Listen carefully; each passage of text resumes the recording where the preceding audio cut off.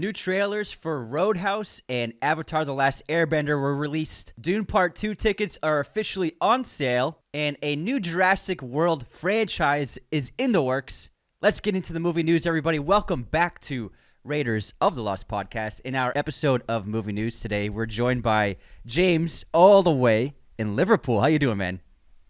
I'm doing fantastic. We're on week 3 of the shoots, currently in Liverpool.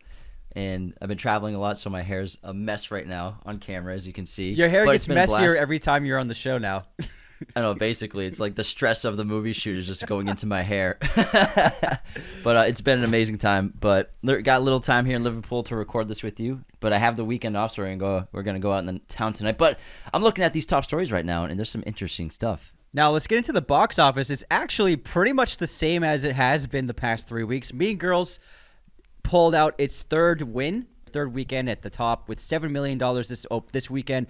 The Beekeeper, once again came in second place behind it with $6.4 million. That's hitting close to $50 million domestically right now, so it's a huge hit for that film. I want to see it. I really want to see it. Yeah, so apparently it's in Boston. It's set in Boston? It's set in Boston, and Jason Statham has, apparently, from what I heard, a Boston English accent. So...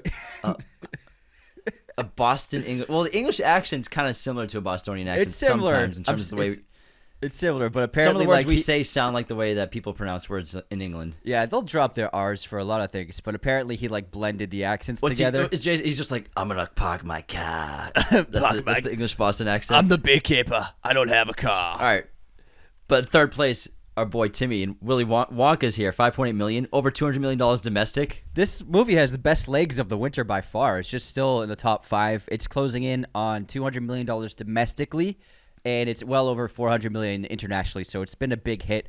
Anyone But You. It's my boy right there. My boy. Also holding strong is the rom-com Anyone But You. Sydney Sweeney and Glenn Powell. Again, great legs, great word of mouth. You like to see movies like this continue to do well throughout the course of the month of their release. Migration, again, right behind it with $3.5 million. It's got those wings. Oppenheimer actually came in 7th place this week with $1.1 million on its release. It's playing in 1,000 theaters right now in America. So if you haven't seen it, 70mm re-release going on 70 right now? Mil, yeah, 70 mil. Ago? Yeah.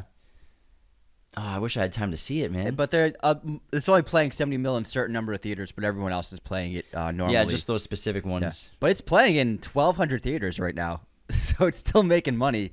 I think that Universal really wants to hit that $1 billion mark just to get that. It's a sexy tagline. It is. Yeah. They'll do another re-release to get it there at some point. And then Poor Things got a little rejuvenation at its box office thanks to all of the awards nominations it got from the Oscars. So it racked in $850,000 this past weekend, its biggest haul so far. It's still on a pretty moderately limited release. And then the only real major new release this week was the new Martin Freeman, Jenna Ortega film Miller's Girl, which bombed at the box office with $350,000. It had a $917 per theater average, so it's going to not do much at the box office at all. Do you know what the budget was for that? I'm guessing probably 20 mil. It looks like a mid-range budget. That's a bomb. That's a big bomb right there. Yeah, maybe it'll do good on streaming, but it did not hit. It didn't make an impact. They released it at 350 theaters, but still, it didn't make any money, even in that small number of theaters. What's that? Not even 80 people saw it per theater. When you have a limited release, you want your per theater average to be like 10,000 is like a good scale. Anything above that is awesome. So having a $900 per theater average is not very good, but maybe it'll do well on streaming. That's it for the box office. It's pretty much consistently been the same for the past 3 weeks. Now, yeah, there's not much new coming out worth seeing, so it's going to be like this for a while. But there is a new release that came out this week on TV. So Apple TV finally aired the first episode of Masters of the Air, the new TV series starring Caleb Turner, Austin Butler, and Barry Keoghan. So this war series is going to be a 9-part series produced by Steven Spielberg and Tom Hanks. It had a budget of $300 million. Holy shit. It looks fantastic. Early reactions are glowing. And so they're going to release one episode every week starting this week. So I'm going to I have Apple TV, so I'm going to actually start watching it because I love that cast. I think Caleb Turner is fantastic. I just saw him in The Boys in the Boat, and he was an excellent lead. And he played Newt you saw Scamander's Boys in the brother. Boat in theaters? Dude, it's so good. It's so good. A friend of mine saw it. They told me it was amazing. I've been dying to see it. It's the same thing as Gran Turismo, just a really fantastic underdog sports drama. And it was just like a pitch perfect sports movie. You'll love it. Trust me. Same thing as Gran Turismo. I thought it was about boats. No, they're racing cars on the water. You don't know about this at the Berlin Olympics? No, I hope it's still playing in theaters when I get back to the States. It's it's still in there. Actually, it did make $2 million this weekend, so it has It'll legs. be playing in LA for sure. Yeah. All right. Next bit of news. We got some Jurassic World news. I hate how it's not called Jurassic Park anymore. I know, to be right? honest. Come on, what are they Now doing? it's just the Jurassic World franchise. That kind of bugs. It irks me, man. But we obviously have a new movie in development from writer David Koepp, who did the first 2 films.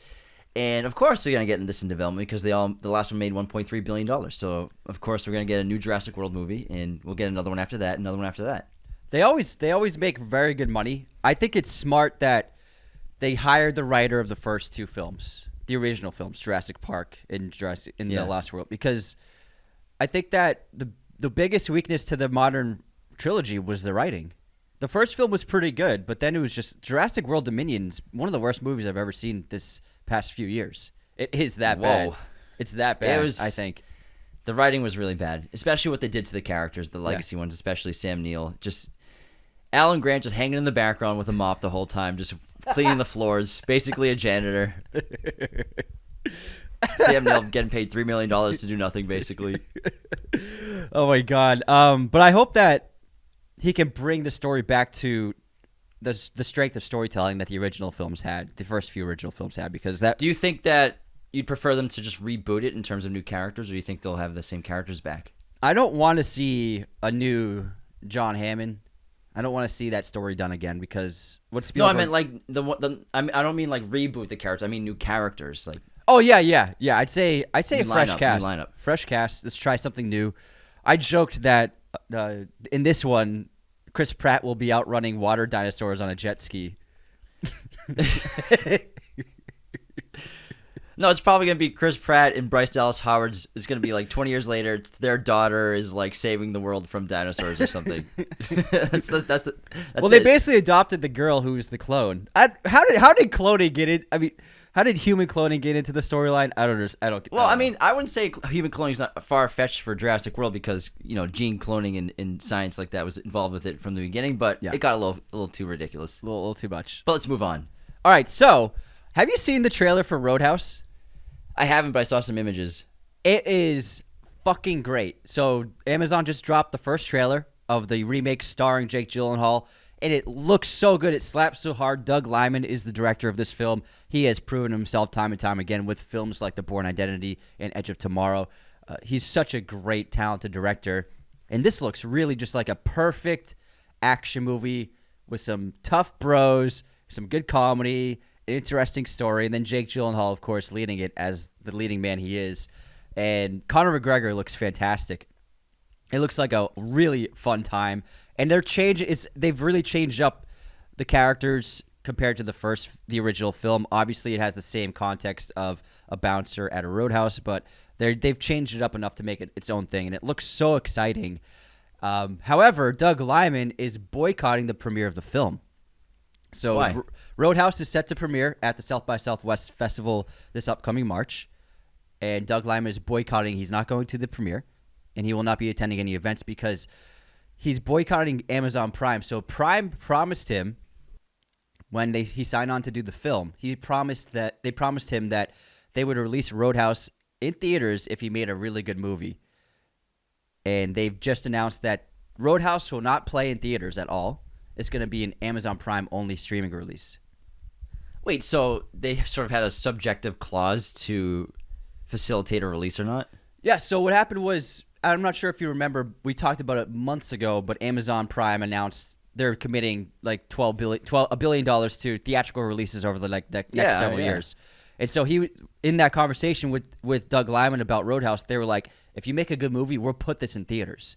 And so basically they're saying it's not a good movie, or are they never going to do it? They weren't going to do it anyways. He said it's the best. He said it's one of the best things he's ever done. And it looks, dude, you're going to watch the trailer. When you see that trailer, you're going to be like, oh my God. And so he's boycotting the premiere of the film because they're not doing theatrical release whatsoever. It's not even. That's They haven't fucking even. annoying. They're not even planning like a Netflix like limited release in theaters and then on streaming a week later. Like they're not even doing. They don't even have a theatrical release planned whatsoever. But why not? They just make money. Yes, exactly. I don't understand. I don't Even get if it it. makes $5 million, that's $5 million. If a movie comes out just on streaming, it kind of disappears in the consciousness. But a movie you can only gain a cultural conversation and hit the zeitgeist of popular culture with a movie if it comes in theaters and people talk about it and people turn it into an event. But all these movies that come out only on streaming, you forget about them 6 months later. So I'm afraid that this movie might fall into that category. Whereas if it came out, 98%, yeah, but I think there's still some that still stay in the zeitgeist. I think The Killer's a good example that people really loved it. Also, not a lot of people did, but it's still in the zeitgeist. Killer came out in theaters though. Okay, well, limited release for a week. You're right. Yeah. I'm talking. That's weird. Nobody's going to a movie theater to see this movie at all. All right, how about we move on to the next one?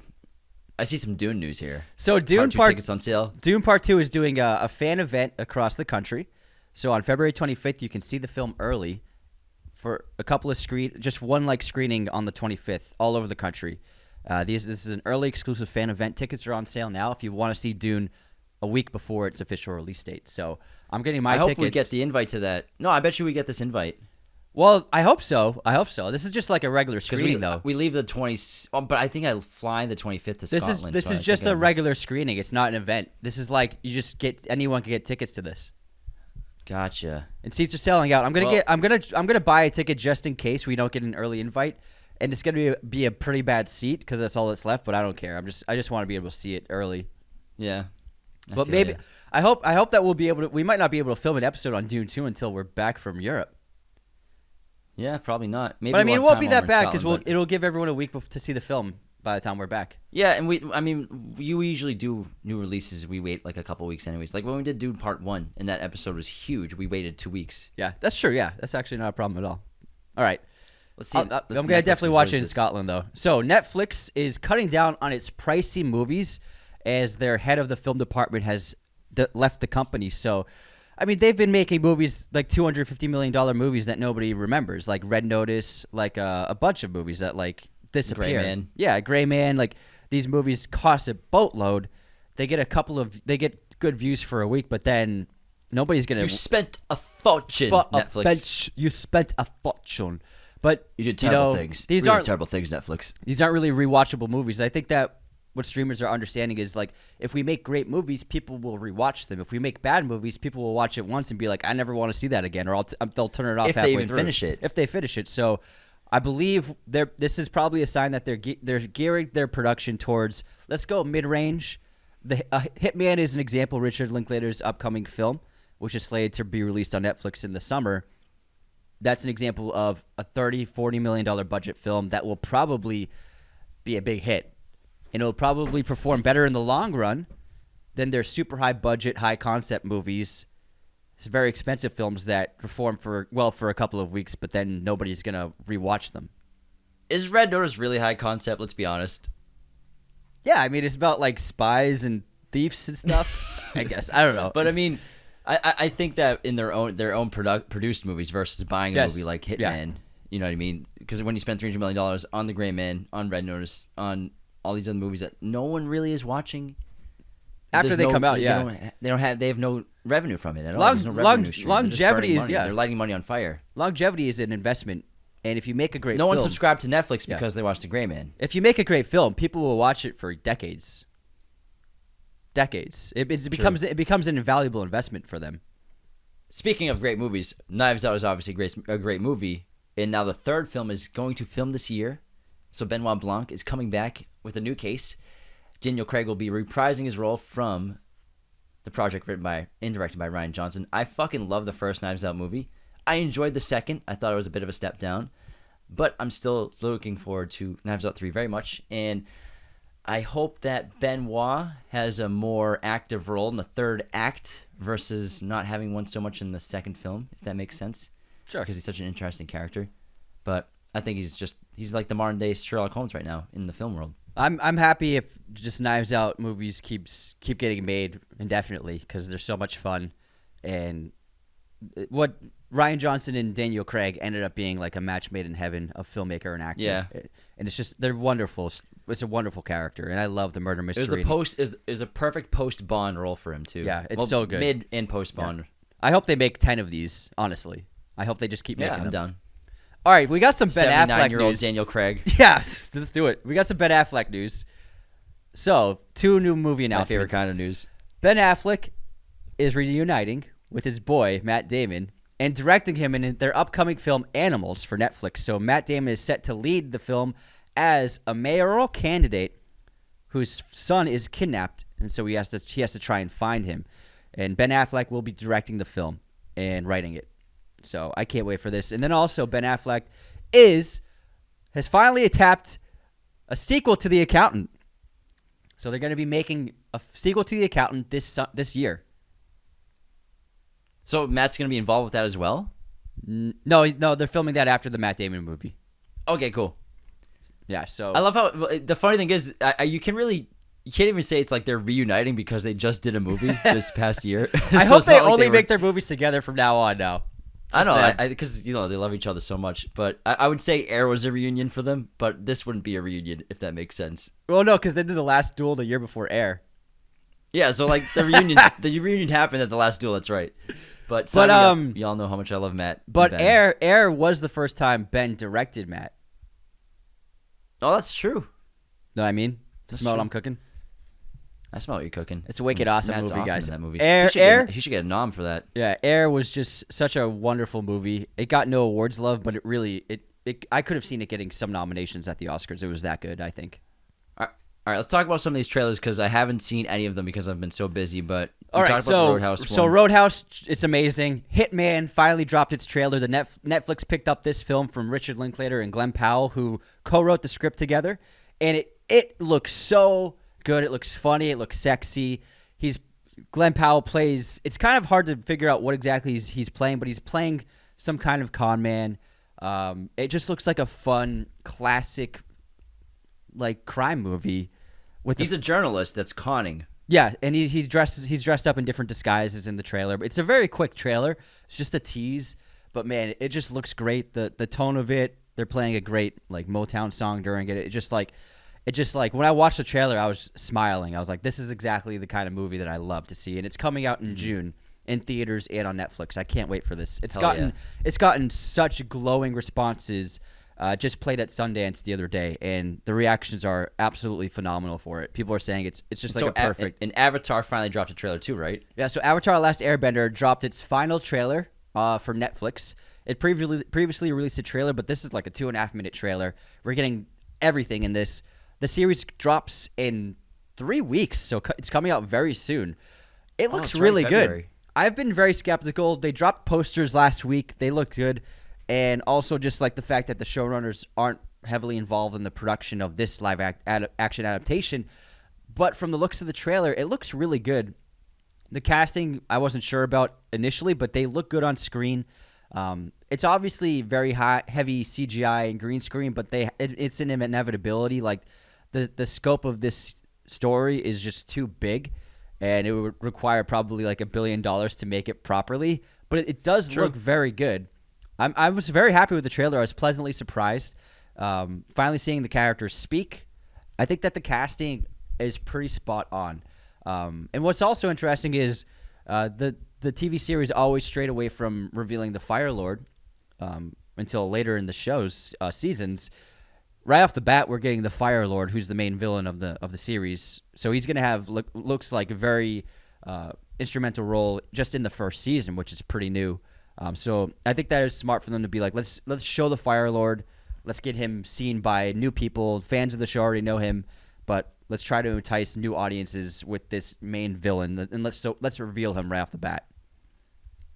And then we have Monkey Man from Dev Patel, and I saw that Jordan Peele is a producer on this. Oh my God! It's his debut film. Yeah. So apparently Dev Patel has been studying martial arts for years, and he's apparently very good. He's been trying to like work in the action genre for a while in Hollywood, but he hasn't had any success. So he basically said, "Fuck it, I'm gonna make my own movie." So he wrote the script with him as a lead, and Netflix originally bought the rights to the film for $30 million, but they were only going to drop it on Netflix and no theaters. And then Jordan Peele stepped in and he was like, I'm going to take over and we're going to put this in theaters. And so now Jordan Peele is making sure it's getting a theatrical release. And my God, this trailer hit so hard. It's stylish. It's really cool. It's got like this really unique story. It's basically a revenge tale. Dev Patel plays a warrior, a fighter who's trying to protect his city where he lives from villains, from criminals, from an underworld. It looks really brutal, really crazy action. It's kind of like Refn-esque action, like really fucked up, but really fun and highly stylized. And man, it just looks really fantastic. I was blown away by the footage, really blown away. Amazing. All right, there's two more, Ricky Stanicky and Immaculate. What are these? So Ricky Stanicky is a comedy movie coming out starring Zac Efron and John Cena, as well as a few other comedians.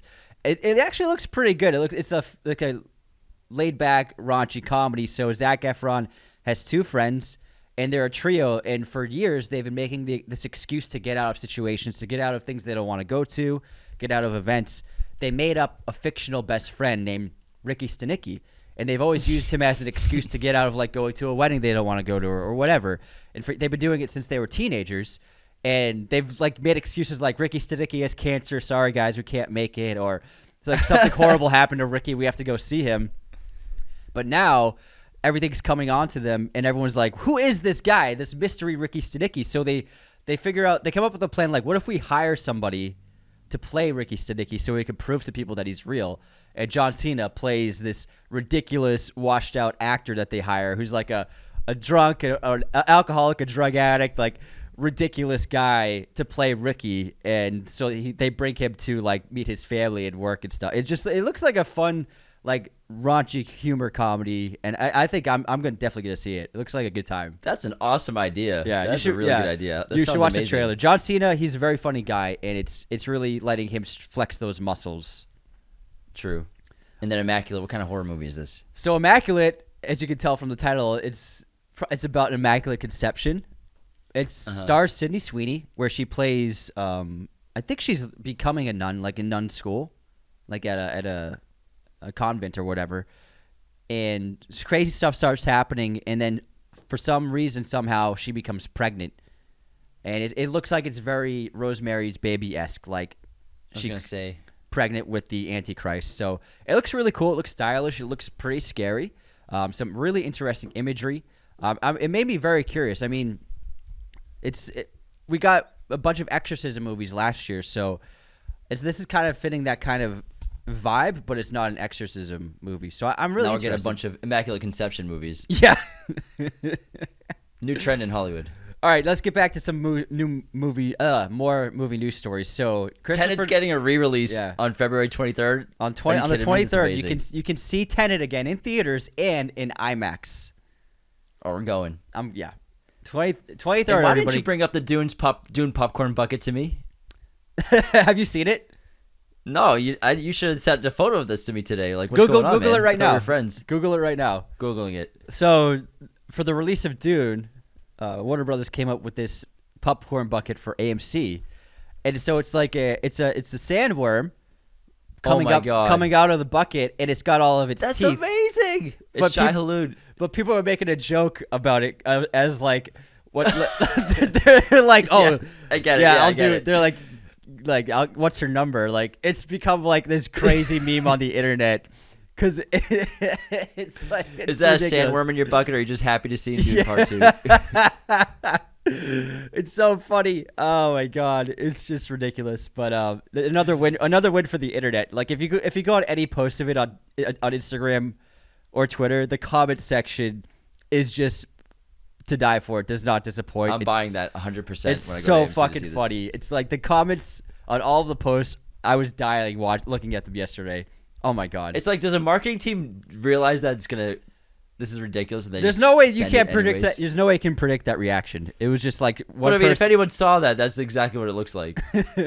They were like, "Oh, what if we have like the silicone teeth sticking into it? So there's like a little hole there in the center." They're like, "Oh yeah, it looks great." Someone's gonna try to have sex with their Dune Part 2 popcorn bucket. 100%. 100%. Someone's gonna try to have sex with it. Can I get the bucket? No popcorn, but extra butter. Extra butter. No popcorn. Just smother it in butter, please. All right, so we have another announcement. Anthony Ramos, a rising star in Hollywood, is set to lead Bob the Builder, an live action adaptation of the Bob the Builder TV series produced by Jennifer Lopez. I remember watching this show with our niece and nephew all the time. It's a good show. Yeah. Can he fix it? Yes, he can. Oh, fix it, yeah. Can he? All right, what's this final bit of news? Another reboot? Kick-Ass, the superhero comic book series, is being rebooted into a new trilogy. No announcement has been made about who will be directing it, but it is under development, and they're going to try and turn it into like a new resurgence of this franchise. I always thought the first Kick-Ass was fantastic, and Aaron Taylor Johnson was phenomenal. Chloe Grace Moretz was great. Nick Cage was great, and even Christopher Mintz-Plasse was great. No offense, Chris. But even the second one was just a big step down, but the first Kick-Ass was a lot of fun, and in a lot of ways it was ahead of its time. Like that brutal rated R. It's a comic book movie, but it's not about. It was incredible. It's not about superheroes. It's about just people dressed like trying to be superheroes. And it's the top 10 comic book movie of the century for me. I think it's really fantastic. Matthew Vaughn really made something that people weren't even ready for. I would like to have Aaron Taylor Johnson back as Kick-Ass, but I understand they want to do a new trilogy. So we'll see going forward. He's Craven now, so yeah, we'll see going forward who he is and who's involved in the project. But so far, it's just been announced. Well, sign me up. I'm sure it'll be good. Depending, what studio is it? Do you know? I do not. It might be Marv Films because Matthew Vaughn made the first two, produced the first. Yeah, probably made the first one, produced the second. Maybe one. MGM. Maybe. Who knows? I didn't do that research today. I didn't have time. Hey man, you did a great job anyways getting this on the fly. I appreciate you. Hey, we appreciate you. And dude, we're happy to have you. Yeah. I'll be back home in a week on the 3rd, so a little over a week-ish. Yeah, 10 days.